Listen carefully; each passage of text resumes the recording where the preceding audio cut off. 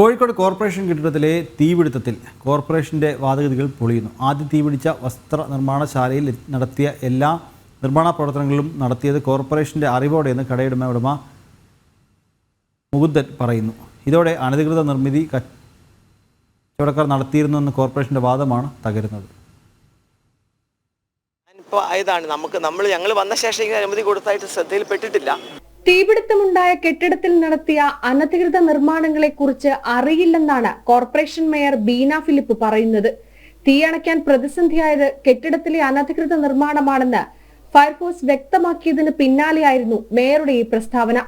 എന്നാൽ കെട്ടിടത്തിൽ നടത്തിയ നിർമ്മാണ പ്രവൃത്തികൾ കോർപ്പറേഷന്റെ അറിവോടെയാണെന്നും നിർമ്മാണ പ്രവൃത്തികളെ കുറിച്ച് കൃത്യമായി കോർപ്പറേഷന് ധാരണയുണ്ടായിരുന്നെന്നുമാണ് തീപിടുത്തം ആദ്യമുണ്ടായ കാലിക്കറ്റ് വസ്ത്രവ്യാപാര കടയുടമ മുകുന്ദൻ ഉറപ്പിച്ചു പറയുന്നത്.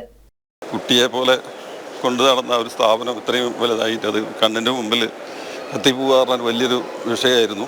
അതെ എല്ലാം കോർപ്പറേഷൻ്റെ അനുമതിയോടുകൂടി തന്നെ പണിതിട്ടുള്ളൂ. ഒന്നും ഞാൻ അനധികൃതമായിട്ട് ചെയ്തില്ല. എല്ലാം പെർമിറ്റോടുകൂടി ചെയ്തിട്ടുള്ളൂ.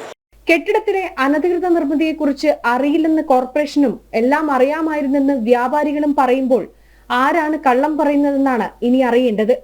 ഏതെങ്കിലും തരത്തിൽ പരാതി ഉയരുമ്പോൾ മാത്രമാണ് കോർപ്പറേഷൻ കെട്ടിടങ്ങളിൽ പരിശോധന നടത്താറുള്ളതെന്നും എല്ലാ കെട്ടിടങ്ങളിലും പരിശോധന നടത്താനുള്ള സംവിധാനം കോർപ്പറേഷൻ ഇല്ലെന്നും മേയർ തന്നെ നേരത്തെ വ്യക്തമാക്കിയതാണ്. പരിശോധന നടത്താതെ എങ്ങനെ അനധികൃത നിർമ്മാണങ്ങളെ കുറിച്ച് കോർപ്പറേഷൻ കണ്ടെത്തും? നിലവിൽ തീപിടുത്തമുണ്ടായ കെട്ടിടത്തിലും കോർപ്പറേഷൻ പരിശോധന നടത്തിയിട്ടില്ലെന്നാണ് പുറത്തുവരുന്ന വിവരം. കോർപ്പറേഷന്റെ വീഴ്ച മറച്ചുപിടിക്കാൻ വേണ്ടിയുള്ള നീക്കമാണ് നടക്കുന്നതെന്നാണ് പൊതുവെ ഉയരുന്ന ആരോപണം. ജനം, കോഴിക്കോട്.